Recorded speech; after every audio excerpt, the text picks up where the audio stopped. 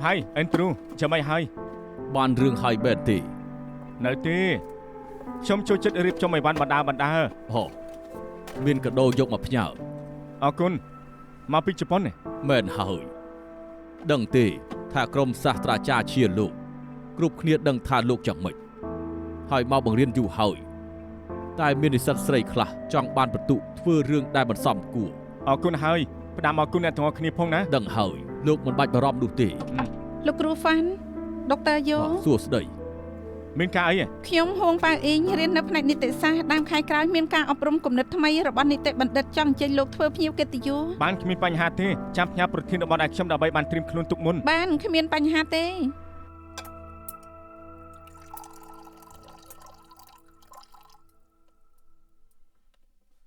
Cát ấy Kêu mình chẳng nhé Mình men têខ្ញុំញ៉ាំមិនចូលបើគាត់មិនព្រមទទួលថាគាត់ធ្វើតែសម្រួលតាបានប្រយោជន៍អីខ្ញុំបែរទៅនាងណាត្រឡប់ទៅកន្លែងវិញខ្ញុំគិតច្រើនកែងមិនលក់នោះទេជាសែលខ្ញុំទ្រាំបែបនេះបន្តទៀតមិនកើតទេខ្ញុំទ្រាំលេងបានហើយពិតមែនឥឡូវចេះចុះនេះមកស្នាក់នៅទីនេះសិនចាំលទ្ធផលសម្រាប់ចេញមកហើយសឹមទៅវិញបានទេហូលីខ្ញុំអូខេតែលោកគ្រូហ្វាន់ជាលោកគ្រូបងណាបងមិនខ្លាចគាត់ខឹងទេខ្ញុំគ្រាន់តែជួយមិត្តខ្ញុំមិនបាច់សំវល់អ្នកណាកុំព្រួយអីឆាប់ញ៉ាំទៅអរគុណច្រើនហើយជីសែលហូលីដែរខ្ញុំនឹងធ្វើពេញទំហឹងព្យាយាមរៀនឲ្យចប់យ៉ាងឆាប់បំផុតខ្ញុំដឹងញ៉ាំទៅទៅងើបទឹកសិនកុំគិតច្រើនអីណា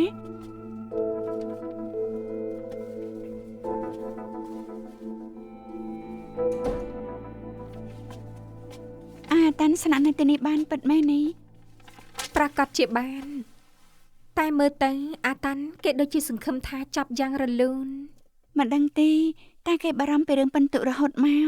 ការធ្វើការ Summer នៅ Gen Enco ក៏ចឹងដែរ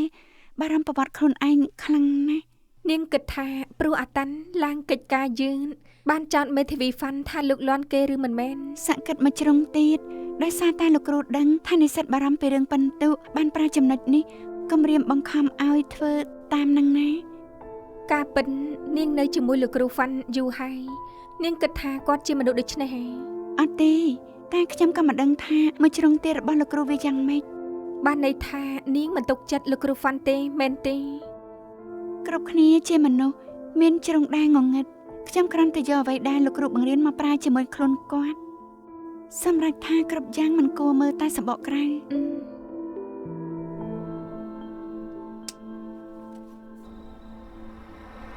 វាល្អមើលណា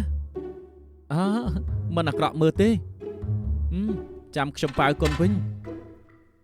ឈប់លោកប៉ាមកវិញហើយឈប់និយាយហើយបាយ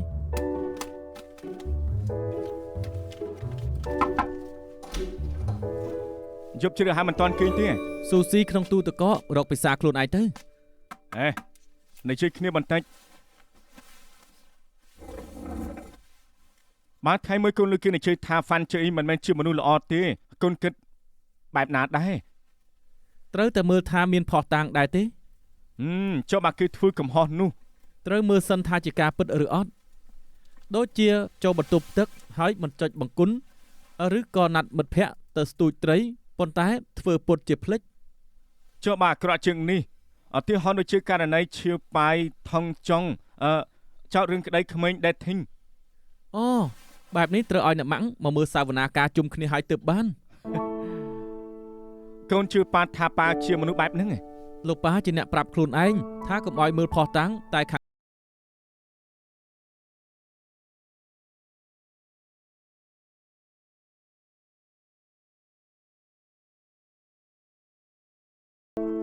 និស្សិតចង់សម្រួលតែពីនេះដូរចម្លើយទៀតហើយប្រាប់ថាការពិតទៅគឺខ្ញុំជួយគេបានច្រើននិយាយទៅមកគេចង់ឲ្យខ្ញុំឲ្យគេជាប់ សម្រួលបែបនេះគឺព្រមឲ្យឯងចាញ់និងចង់ឲ្យខ្លាយទៅជារឿងត្រូវរំលង តែគេនិយាយស្ដីត្រឡប់ទៅលិន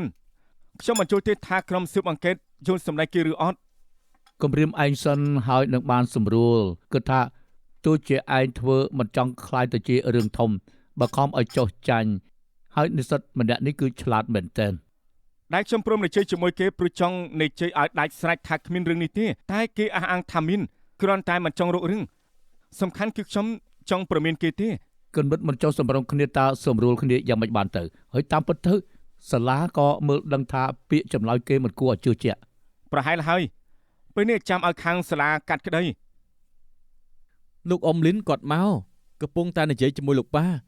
មើលទៅដូចជាតានតឹងខ្លាំងណាស់ខ្ញុំថាប្លែកៗមិនទេ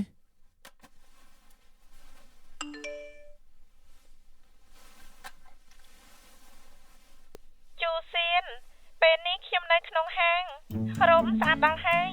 តែលុយខ្ញុំទិញមិនគ្រប់ ជួយមើលផងថាមួយណាស្អាតទេ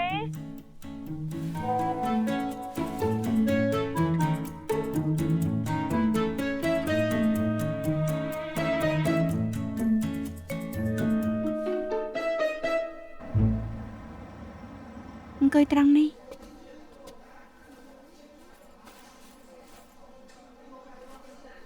ទឹកមុខអាក្រក់មើលណាស់ដូរកន្លែងគេមិនឆ្អែតមែនទេអត់ទេពេលគេងមកពីខ្ញុំគិតច្រើនពេកពេលខ្លះបេះដូងក៏លោតលឿនពេទ្យឲ្យញ៉ាំថ្នាំសម្រួលអារម្មណ៍លេបហាញ់តាលេបថ្នាំឲ្យគួរតែគេងលក់សង្ស័យតែថ្នាំមិនបានផល ហ្វាងជឺអ៊ីអញ្ជើញចូលបន្ទប់ពិនិត្យលេខ 5 នាងកាត់អីបានលើគេហៅឈ្មោះវ៉ាន់ជឺអ៊ីទេអត់ទេអត់មានទេ ហ្វាងជឺអ៊ីអញ្ជើញចូលបន្ទប់ពិនិត្យលេខ 5 អេអាតាន់ស្ដាប់ខ្ញុំណាកុំបោកខ្លួនឯងនាងមិនបានធ្វើអ្វីខុសមិនថាឃើញអ្នកណាក៏មិនត្រូវខ្លាចដែរអូខេ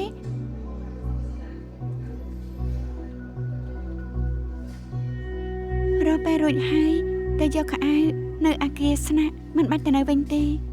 ធ្វើក្មេងល្អទៅជាមួយខ្ញុំស្នាក់នៅផ្ទះខ្ញុំអូខេ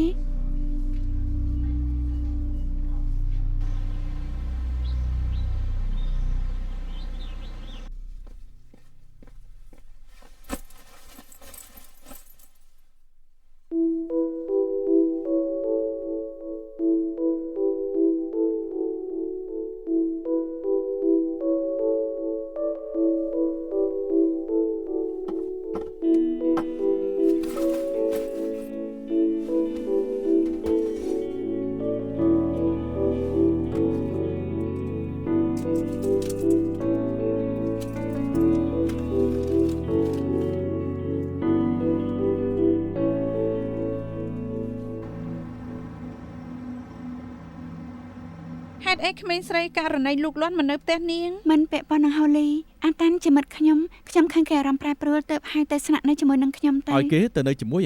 អាតាន់មកពីចិនដីគោកគ្មានសាច់ញាតិនៅហុងកុងនេះទេ លើថាក្មេងមកពីចិនដីគោកព្រមធ្វើគ្រប់យ៉ាងដើម្បីដូរបន្ទោស អី កុំមករួមអញ្ចឹងអីសួរគេដឹងរឿងហើយហ្នឹងមានរឿងអីកើតឡើងឲ្យប្រកាន់លោកគ្រូជាសុភាពបរោះកូនត្រូវចោទប្រកាន់ ម្នាក់ជាគ្រូហើយម្នាក់ទៀតគឺជាមិត្តខ្ញុំជឿតែផុសតាំងមិនលំអៀងចូលខាងអ្នកណា កាហ្វេ អរគុណ សម្រាប់ភាពជាគ្រូខ្ញុំមានទូនាទីប្រាប់ឲ្យពួកឯងទាំងពីរបានដឹងខ្ញុំធ្វើជាមិត្តទ្វីមក20ឆ្នាំហើយជួបរឿងក្តីដែលពិបាកមកច្រើនតែមិនដូចលើកនេះទេស្មុគស្មាញណាស់ លោកគ្រូបើមានអ្វីឲ្យជួយខ្ញុំជាមួយជីសែលធ្វើសាស័យឲ្យបាន ពេលនេះគឺមិនទាន់ទេចង់សួរអ្វីទៀតអត់ ចង់ដឹងថាហេតុអីករណីនេះធ្វើឲ្យលោកគ្រូស្មុគចិត្តខ្លាំង ដែលខ្ញុំស្មុគស្មាញក៏ព្រោះតែរឿងដែលបានកើតឡើងលើកនេះវាខុសពីគោលការណ៍ដែលខ្ញុំធ្លាប់ប្រកាន់មករហូតខ្ញុំត្រូវតែពិចារណាខ្លួនឯងថាវិធីដែលខ្ញុំបង្រៀនមានចន្លោះបែបណាហើយខ្ញុំក៏គិតទៅគិតមកថាបង្រៀនច្បាប់រៀនច្បាប់អត្ថន័យជាអ្វីទៅ ចែកដល់មើលរិចានេះទំនេរគ្មានរឿងក្តីអ្វីបន្ទាន់ពួកឯងសាកសួរខ្លួនឯងទៅមើលថារៀនច្បាប់ដើម្បីអី កន្លងមកខ្ញុំគិតថាខ្លួនឯងដឹងច្បាស់ថាចង់រៀនច្បាប់ហេតុអីចង់ធ្វើមេធាវីតែពេលស្ដាប់លោកគ្រូនិយាយទៅខ្ញុំត្រូវសួរខ្លួនឯងថារៀនច្បាប់ដើម្បីអ្វី ខ្ញុំគិតថានៃរបស់លោកគ្រូគឺមុនពេលមនុស្សម្នាក់ធ្វើខុសនឹងគោលការណ៍ខ្លួនឯងនៅមកបង្រៀនឬរៀនច្បាប់បានយ៉ាងម៉េច មិនខុសទេពេលលោកគ្រូនិយាយគាត់ដូចជាអស់កម្លាំងចិត្តនឿយណាយចឹងសាកទីទៅមើលតើគាត់នឿយណាយដល់ខ្លួនឯងឬក៏នឿយណាយជាមួយនឹងសិស្ស ខ្ញុំថាត្រូវមើលសិនថាអ្នកណាខុស ហើយនេះគិតយ៉ាងម៉េច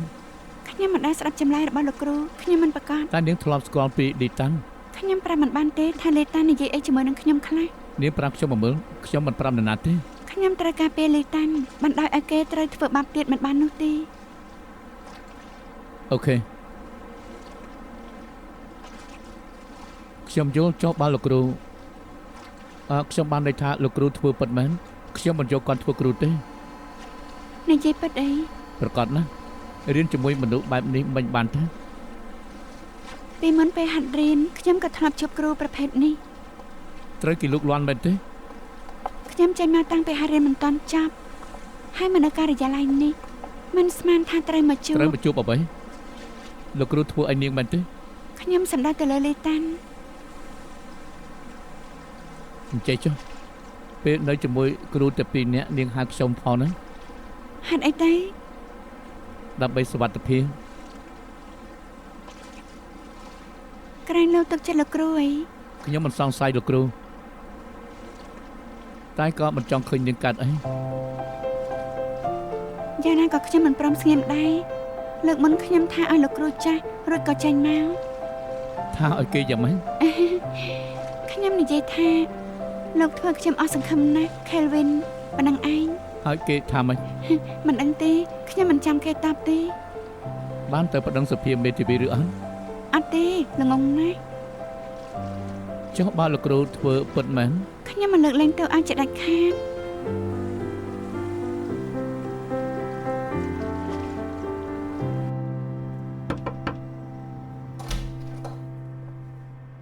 អ្នកស្រីវិនមែនទេ មែនហើយ សួស្តីអ្នកស្រីវិនខ្ញុំគឺហូលី នេះស្វាមីខ្ញុំហើយនេះអ្នកនាងវូជាសាក្សីបណ្ដាំមរតក សួស្តី មិនស្មានថានាងស្អាតហើយនៅក្មេងសំលេងតាមទូរស័ព្ទដូចចាស់ទុំណាស្មានថាអាយុប្រហាក់ប្រហែលគ្នា អរគុណយើងចាប់ផ្ដើមទៅ ប៉ុន្តែស្វាមីអ្នកស្រី អូត្រូវហើយខ្ញុំប្រាប់ស្វាមីខ្ញុំហើយគាត់ជាអ្នកទទួលមរតកឲ្យគាត់នៅផងបានទេ តាមពិតអ្នកទទួលមរតកយើងលាក់ទុកជារឿងសម្ងាត់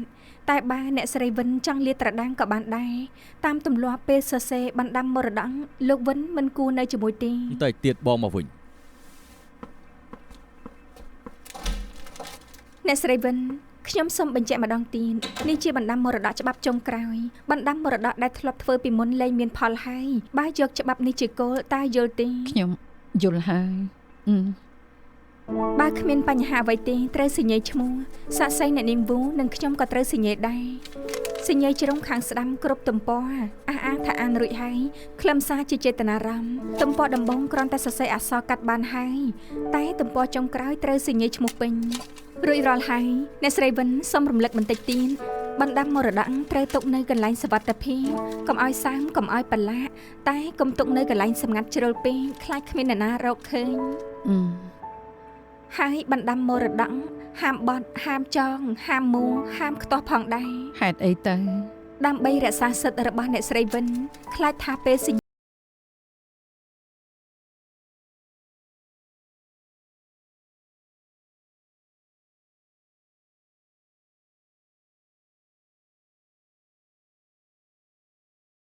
ម្ដងហើយម្ដងទៀត អ្នកស្រីវិនមិនបាច់គួរសមទេខ្ញុំពេញចិត្តរីករាយនឹងជួយ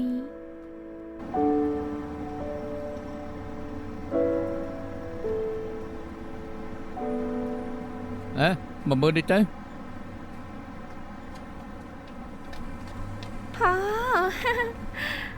ពេញប៉ាយើងធំឡើងទៀតហើយគួរឲ្យស្រឡាញ់ណាស់ ច ចាំទុកណារាល់លើកដែលមកត្រូវ ត្រូវនិយាយជាមួយពួកវាយ៉ាងសុភាពនិយាយរឿងដែលមានក្តីសុខបានពួកវាលូតលាស់ហើយចេញផ្លែធំធំ ពិតទេត្រូវនិយាយដែរមែនទេ Quentin ជាមេស្ទ័រមិត្តភាពសូម្បីតែរុក្ខជាតិក៏ជាមិត្តគេដែរ មែនហើយរុក្ខជាតិគ្មានភ្នែកច្រមុះត្រចៀកតែក៏មានអារម្មណ៍ដែរពួកវាមានអារម្មណ៍ថាយើងគិតថាវាយ៉ាងម៉េចបើសិនជាពួកវាសប្បាយចិត្តវានឹងឆាប់ធំជាខ្ញុំនិយាយទេ បើខ្ញុំសរសើរគេតែក្នុងចិត្តគេច្រឡោតដែរទេ បើដឹងពីអារម្មណ៍អវិជ្ជមានយ៉ាងណាក៏មិន happy ដែរឧទាហរណ៍នាងនិយាយជាមួយនឹងខ្ញុំដោយទឹកមុខញញឹមតែក្នុងចិត្តកំពុងតែជេរខ្ញុំក៏អារម្មណ៍មិនល្អដូចគ្នា លោកដឹងដែរ ក្មេងៗផឹកទឹកល្អណាស់មកផឹកចាំមិន អា មកយ៉ាងម៉េចដែរដែលកាត់ចោលព្រោះតែគ្មានប្រយោជន៍មិនបាច់ខ្លាចទេ គ្រាន់តែដាំប៉េងប៉ោះធ្វើដូចជាចិញ្ចឹមកូនក្មេងអញ្ចឹង នេះហើយជាគេ សួស្ដីក្មេងឆ្លាតណាស់សួស្ដី យ៉ាងម៉េចដែរចង់ដាំជាមួយគេដែរទេ មិនសមនឹងខ្ញុំទេ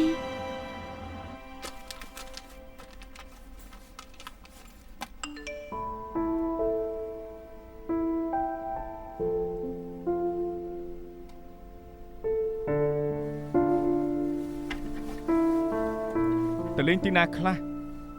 បានថតរូបជាមួយថ្មចម្លែកទេ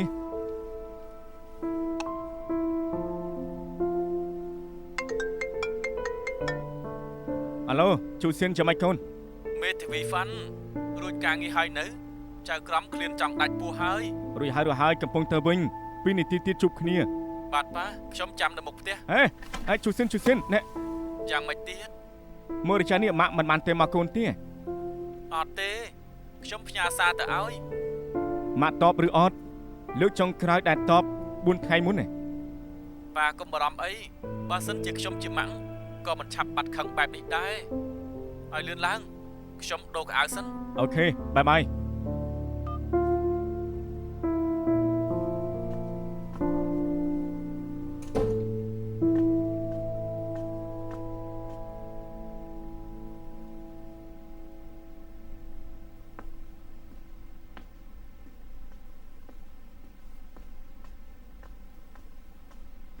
អេស្លីទៅមុនហើយណា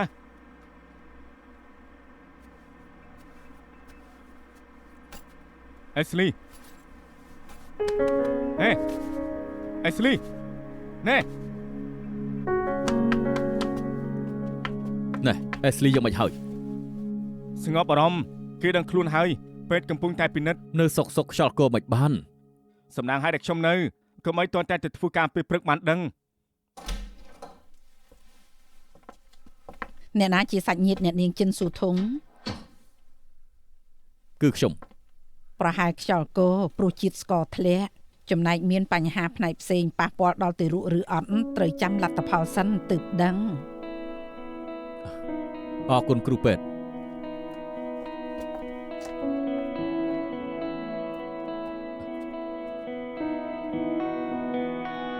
ទារុទំងន់ណាស់ អើហ៎ឯងមិនដឹងទេ ចម្លែកអីមិនក៏មើលខ្ញុំបែបនេះ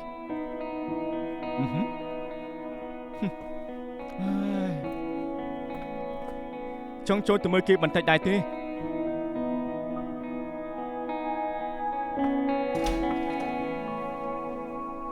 ស ួស្ដីយ៉ាងម៉េចហើយឃ្លានទេខ្ញុំទៅទិញបាយឲ្យហូប ពេលប្រាប់ថាជិះស្ករធ្លាក់ចោលទៅបានជាខ្យល់កោ ពិតមែនហើយបែបនេះរឹតតែត្រូវហូបចាំខ្ញុំទៅទិញឲ្យ ខ្ញុំមិនចង់ហូប ទើបញ៉ាំហូបមិនចូលទេចាំសិនទៅ អូណែត្រូវហើយពេលនេះនាងត្រូវហូបអាហារទ្វេដងទៅបានណា លោកថាម៉េច ថាអី ស្អីគេទ្វេដងហ៎ ខ្ញុំចេញទៅទូរស័ព្ទសិនណា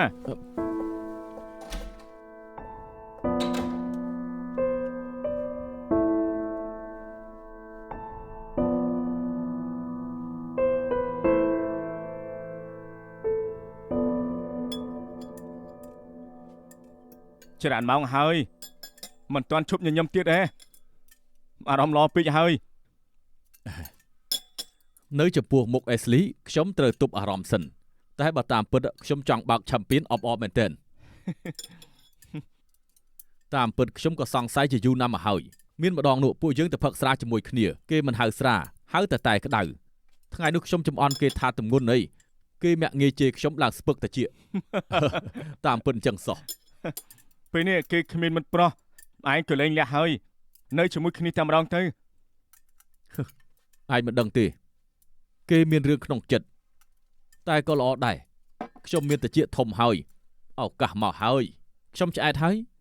អរគុណសម្រាប់អាហារលពូដានខែនកុំគួរសមអីឆ្នាំក្រោយពូនឹងប៉ាវពងស្ងោបន្ថែមទៀត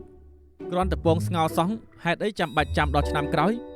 សាលមុនជាលក់ជាមួយនឹងម្សៅបំពងហើយហូបមាន់និងពងមាន់គឺស្មើនឹងហូបមេមាន់ជាមួយនឹងកូនវាព្រមគ្នាផងដែរស្ដាប់ហើយរន្ធត់ចិត្តណាស់តែហូបហើយក៏ឆ្អែតខ្ញុំទៅបន្ទប់សិនហើយ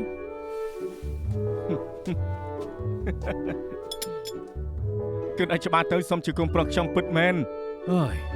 ខ្ញុំសង្ឃឹមថាកូនប្រុសខ្ញុំនាពេលអនាគតនឹងឆ្លាតដូចជាគេយ៉ាងចឹង ប្រកាសជាកូនប្រុសហ៎ ណែបានកូនស្រីកាន់តែល្អលើកដាច់ត្រឡង ស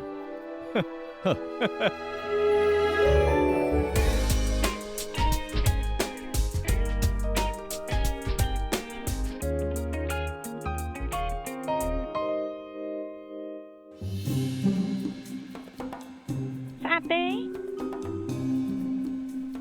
ហេតុអីថ្ងៃនេះឆាប់ហូបបាយល្ងាចម្ល៉េះ លោកពូដានខែនមកពេលនេះលោកប៉ាកំពុងតែនិយាយជាមួយលោកពូដានខែន ផ្ទះធំវាអញ្ចឹងឯងអញ្ជើញភ្ញៀវមកញឹកញាប់បានពូដានខែនក៏ជាមេធាវីដែរ មែនហើយគាត់រឹងណាស់ឮថាធ្វើឲ្យមនុស្សស្រីមានផ្ទៃពោះទៀត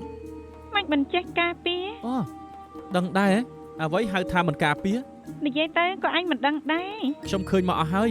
សិភៅអាភិសក៏ធ្លាប់មើលដែរ ហើយដែលឃើញរបស់ពិតអត់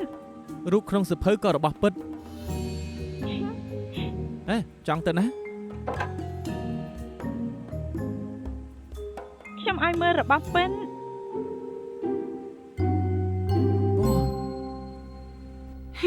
ជាកនពុតហ៎ ខ្ញុំគ្រាន់តែឮលោកគ្រូនិយាយជាមួយមេធាវីហ្វាន់ អញ្ចឹងតើ Ashley ចូលចិត្តហាត់ប្រាណសុខភាពក៏រឹងមាំខ្យល់ក៏មិនបានទៅ តែខ្ញុំមើលមិនដឹងទេថា Ashley មានមិត្តប្រុស មិនចង់លាតត្រដាងដឹង តែខ្ញុំមានអារម្មណ៍ថាមួយរយៈនេះពោះរៀងធំតែ បើជាការពិតកុំប្រាប់ណាថាប៉ាក្មេងគឺ អេខ្ញុំប្រាប់បានត្រឹមថាព្រឹកមិញឃើញលោកគ្រូញញឹមរហូតមិនតាន់ថ្ងៃត្រង់ផងក៏យកបាយប្រអប់ចេញពី office និយាយចប់ហើយ ពិតជាប្រកែក អ មែ រ ន គុណខ្មាំងគួរឯងសិនហើយ បានហើយ បបមានតែហូបទឹកមួយចានទៀតទៅ បានហើយ ហូបស៊ុបបន្តិចទៅមេផ្ទះធ្វើឲ្យរសជាតិឆ្ងាញ់ណាស់ អ្នកនាងចិន ដុកទ័រ ដុ លូ កទ័រលូ លទ្ធផលចេញមកហើយ មែនហើយមូលហេតុដែលអ្នកនាងខ្យល់កោព្រោះទម្ងន់មានអាការៈខ្វះគ្រាប់ឈាមណាមួយអ្នកនាងហូបតិចផងតទៅត្រូវគ្រប់គ្រងរឿងអាហារឲ្យបានល្អហើយត្រូវទទួលជាតិដែកនិងប្រូតេអ៊ីនពងសរបស់សัน អរគុណហើយដុកទ័រ តែលទ្ធផលឈាមប្រាប់ថានាងកើតរោគថាឡាស៊ីមៀកម្រិតទាប វាយ៉ាងម៉េចទៅ តាមពិតទៅរោគថាឡាស៊ីមៀគ្មានអាការៈបង្ហាញឲ្យឃើញគ្មានលទ្ធផលប៉ះពាល់ដល់ជីវិតប្រចាំថ្ងៃមានច្រើនអ្នកទើបដឹងពេលពិនិត្យឈាមតែបើប៉ាក្មេងក៏កើតរោគថាឡាស៊ីមៀដែរទារកដែលកើតចេញមកមានឱកាស 1/4 កើតរោគថាឡាស៊ីមៀកម្រិតកណ្ដាលឬក៏កម្រិតខ្ពស់បានកម្រិតខ្ពស់យ៉ាងម៉េចដែរកម្រិតខ្ពស់ត្រូវដូចឈាមអស់មួយជីវិតហើយអាយុក៏ខ្លីទើបពេទ្យចង់ណែនាំឲ្យឪពុកក្មេងពិនិត្យឈាមដែរអ្នកនាងសម្រាប់សិនទៅ អរគុណដុកទ័រ មិនឆាប់ទៅ ហ៎ ទៅប្រាប់ពេទ្យថាលោកចង់ពិនិត្យឈាម ប៉ុន្តែ ឆាប់ទៅ អូខេទឹកស៊ុបណា ឆាប់ទៅ ហត់ទឹកស៊ុប ឆាប់ទៅឲ្យលឿនឡើងទៅ បាទ មេធាវីលិនឲ្យឆាប់ឡើងទៅឆាប់ឡើង Ashley អូខេទេពេទ្យថាមិនខ្លះអូខេប្រាប់ថាជាតិស្ករទាបអូកុំប្រាប់ណាថាទិញឲ្យខ្ញុំទាំងអស់មែនហើយនេះមានចេកអំបងចេកនេះជួយបំពេញខួរក្បាលហើយក៏នៅមានម្សៅទឹកដោះគោនេះវីតាមីនហើយនឹងនំមានគៀមបួយផងដែរឃើញទេ ហេមានស្បែកជើងផ្ទាត់ឈប់ពាក់ស្បែកជើងកែងខ្ពស់ទៀតណែគ្រាន់តែនៅតាមដានអាការៈបន្តិចទៅផ្ទះវិញហើយបែបនេះជ្រុលពេកហើយដឹងនិយាយអីទៅពេកនិចក៏ត្រូវមានសម្ភារៈតែនេះដេកពេទ្យណាចង់បានរបស់ប្រើប្រចាំថ្ងៃអីបន្ថែមអន់មិនអីទេទីនេះមានគ្រប់យ៉ាងទាំងអស់អេខ្លាចឆ្កែអន់មិនខ្លាចចូលចិត្តខ្លាំងយ៉ាងម៉េចហើយ តើខ្ញុំវាយូធីឆាវឆាវណាស់អេស្លីក៏ត្រូវធ្លាប់វាខំមានស្នាមធ្មេញវាយូធីឆាប់ស៊ីទៅតែទៀតមកឯងក៏មកវិញហើយអូខេណា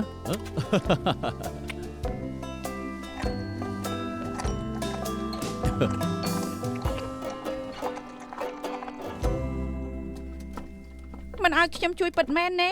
ឲ្យខ្ញុំរៀបខោអាវឲ្យល្អទេ មិនអីទេគេតែងតែត្រៀមទុករួចហើយទៅណាក៏ស្រួល អូពិតមែនមិនក៏លោកដឹង គេប្រាប់ខ្ញុំ ហេមេធាវីម្នាក់នេះអ្នកណា មេធាវីចិនលីសានម្ដាយអេស្លីគាត់ស្លាប់បាត់ទៅហើយ អូម្ដាយអេស្លីក៏ជាមេធាវីមិនដាច់លើគាត់និយាយទេអេស្លីតើក៏ចិនតាមម្ដាយទេ ឆាប់ទៅគេចាំយើងហើយតោះ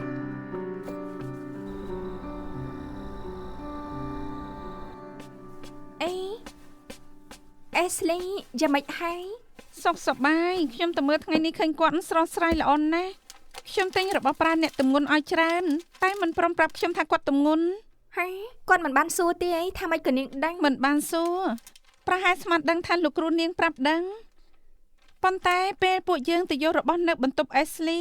លោកគ្រូនាងក៏ដឹងរឿងច្រើនដែររបស់អេស្លីនៅត្រង់ណាដឹងទាំងអស់ មិនចម្លែកទេលើកមុនលោកគ្រូឃើញអេស្លីស្វឹងនៅបារមិនបាច់សួរអាសយដ្ឋានក៏បីឡើងឡានជូនទៅផ្ទះ ម្ដាយអេស្លីក៏ជាមេធាវីដែរ ហាអ្នកណាគេ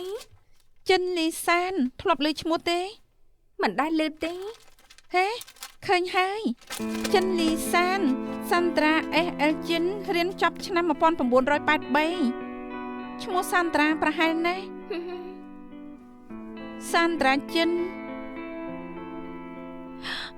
សាន់ត្រា អរគុណឲ្យមេធាវីលិនបើមានអ្វីចាំខ្ញុំតាក់ទងមកលោកទៀតណាបើមានអ្វីចាំតាក់ទងមកជេសានសិនហើយចាំជួបគ្នានៅ Happy House បានអូខេបាយអញ្ជើញខាងនេះ មេធាវីលិន ព្រីថានីខ្ញុំទៅមើលអេស្លីទៅជាមួយគ្នាដែរទេ មិនបានទេខ្ញុំជាប់កូនក្តីតែខ្ញុំមានរឿងចង់សួរបន្តិច ចង់សួរអី ចង់សួររឿងអេស្លីជាមួយម៉ាក់គាត់ វាជារឿងផ្ទាល់ខ្លួនខ្ញុំមិនចង់និយាយទេណា មេធាវីលិនដឹងទេថាឪពុកអេស្លីជាអ្នកណាឪពុកអេស្លីជាហួគួនតង់ប៉ាខ្ញុំឬមិនមែន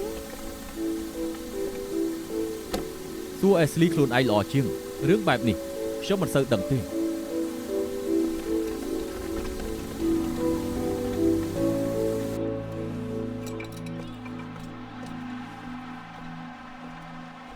ព្រះហើយសុទ្ធមិនចូលឈឺក៏មិនបានឈឺទាត់35ឆ្នាំហើយនៅធ្វើក្រុមជម្រើសជាតិហុងកុងបានទៀត លោកប៉ាតែទាត់ទៀតពេលណាដែរ ត្រូវសូមអនុញ្ញាតម៉ាក់សិនខ្លាចប៉ាឈឺខ្លួនដើរមិនរួច លោកប៉ាមិនទាន់ចាស់មិនងាយឈឺទេមើលចុះអត់មានសាក់ស្កូវផងហ្នឹង មានស្កូវទើបចម្លែកម៉ាក់ឯងបានលាបឲ្យប៉ាហើយ លោកប៉ាស្រឡាញ់អ្នកម៉ាក់ណាស់មែនទេ គេជាកូនស្រីច្បងកូនជាកូនស្រីពៅ អ្នកម៉ាក់ជាមិត្តស្រីទីប្រមាណរបស់ប៉ា ចាំមិនបាននោះទេកាលនោះតាក់ទងគ្នាច្រើនអ្នកជំរុះអស់នៅសល់តែប៉ាជាមួយនឹងម៉ាក់ឯងតែប៉ុណ្ណោះហេតុអីសួរបែបនេះ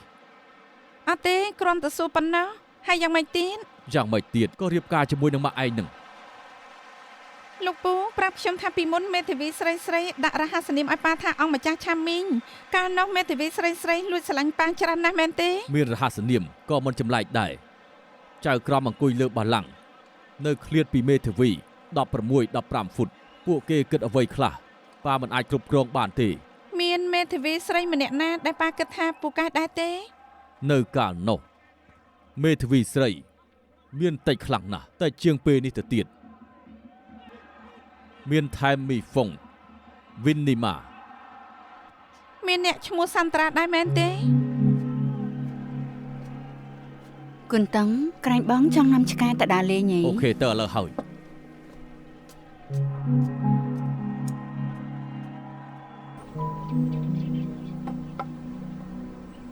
មុននេះនិយាយអីជាមួយលោកប៉ា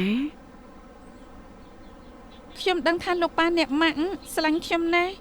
តែខ្ញុំធំហើយអ្នកម៉ាក់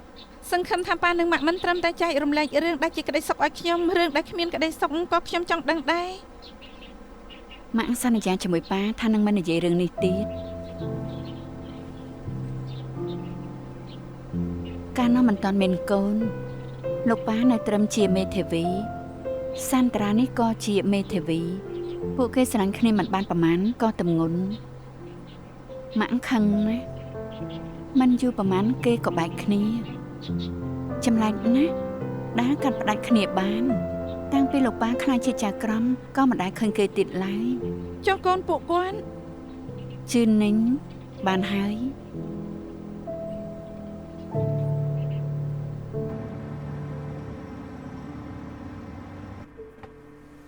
ម៉ាខឺ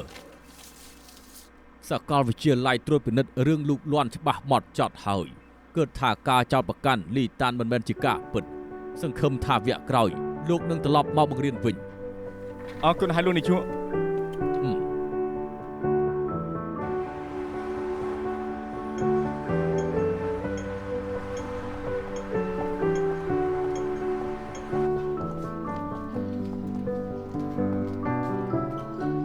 អរុណសួស្ដីម៉ាខឺ Grand Americano មែនទេ អរគុណហើយ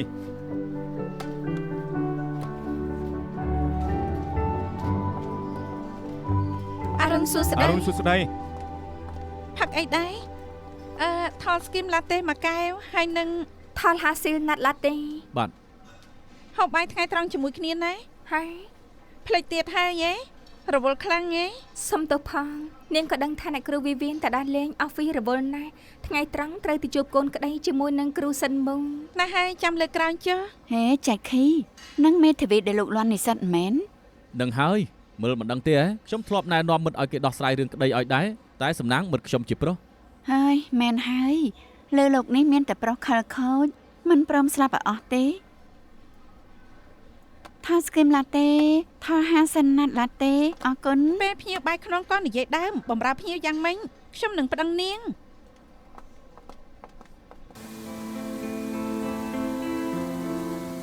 លើថាប្រធានសភាមេធាវីស្នើឲ្យរៃច័ន្ទធ្វើប្រធានរង អេក្រែងថាម៉ាខឺហ្វាន់នោះអីជួបរឿងបែបនេះនរណាគេឬ ហើយតាមពិតទៅម៉ាខៅហ្វាន់ជាមនុស្សប្រកែស្មានបដិថាត្រូវមកធ្លាក់សេះស្លាប់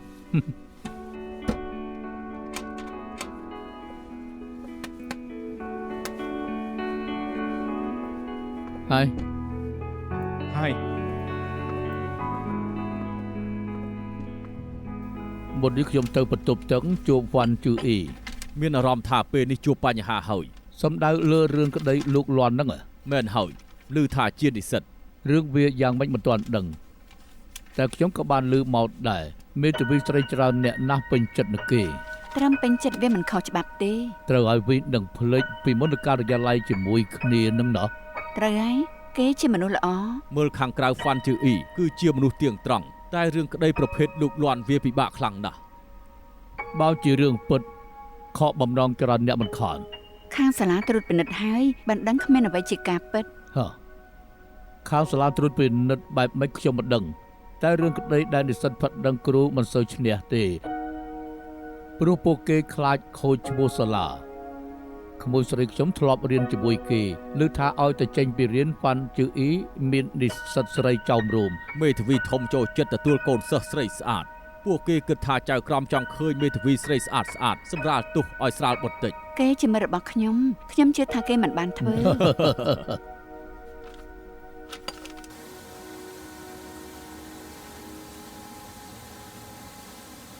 មេធាវីហ្វាន់ខ្ញុំឈ្មោះចុងហឺអ៊ីជាអ្នកកសែតសុំសម្ភារបន្តែង ចង់សួររឿងករណីមុននេះខ្ញុំតបរួចហើយនឹងមិនបាននៅទេ ខ្ញុំចង់សួររឿងករណីលូកលាន់នៅសាកលវិទ្យាល័យ រឿងនេះនាងទៅសួរសាលាទៅប្រហែលជាលំអិតជាង លោកគិតថាគុណសម្បត្តិនិស្សិតយ៉ាងម៉េចដែរ សួរសាលាទៅប្រសើរជាង លោកគិតយ៉ាងម៉េចដែរនិស្សិតស្រីព្រមធ្វើគ្រប់យ៉ាងដើម្បីដូរពិន្ទុនោះ នាងមកពីក្រុមហ៊ុនខ្សែអីដែរ កាំងប៉ាវ យកព័ត៌មានសេដ្ឋកិច្ចជាគួរមិនអញ្ចឹងហ៎មិនក៏ចាប់អារម្មណ៍រឿងព័ត៌មានបែបនេះ ឲ្យធ្វើម៉េចទៅប្រធានប្រាប់ថាអ្នកអានចូលចិត្តព័ត៌មានប៉ះប៉ារ៉ាស៊ីទើបពួកយើងត្រូវដូរស្ទាយ ខ្ញុំក៏ជាអ្នកកសែតកាំងប៉ាវដែរ ពិតទេ ខ្ញុំក៏ចង់ជួយនាងតែសំណុំពរនាងខ្ញុំតបមិនបាននាងត្រឡប់ទៅវិញប្រាប់លោកប្រធាននាងផងទៅថាអ្នកហុងកុងពីបច្ចុប្បន្នអ្នកគិតខ្លីមិនចេះគិតជាមានច្រើនណាស់កសែតកាំងប៉ាវគូប្រកាន់គូចំហខ្លួនឯងការពីតម្លៃរបស់ហុងកុងមិនអីចឹងខ្ញុំប្រហែលត្រូវពិចារណាថាគូទិញជុំបានទេ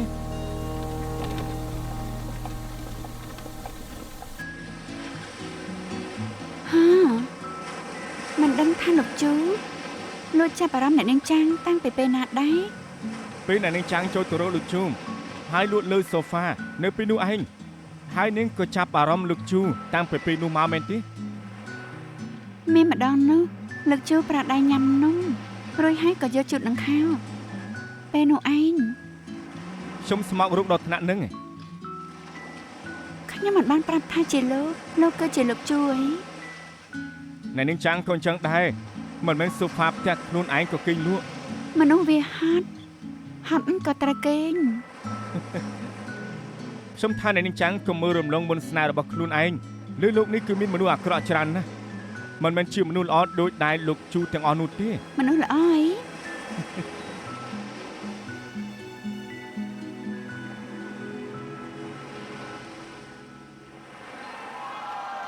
Yo, party people, are you ready? DJ Freeze! Yeah! MCKD! That's right! Put your hands up! Put your hands up! ហេបនតន្ត្រីគឺចាប់ផ្ដើមហើយទៅសប្បាយទៅ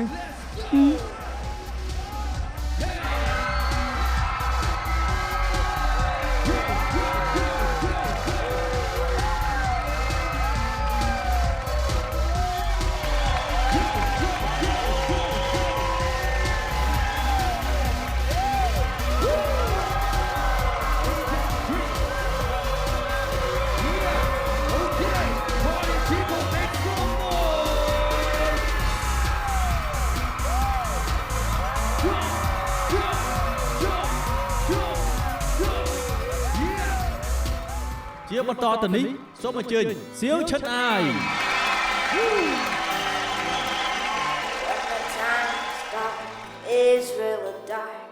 When the time start is really dark. When the time start is really dark. Can't see nothing, don't think you see that light. Big girl, don't think too much. When the rain falls, take your coat off. We don't have to be afraid. Let's enjoy the rain fall on our face. When the thunders roar, you succumb on. My arms are here for you, baby. That's a sign of our staying kind. Oh. Sing along with the one who's stolen my heart. Preparing a dress in my wedding that I dream of. សូមសម្លេងចាក់ដៃឲ្យពួកគេខ្លាំងៗក្រុមដឺលើ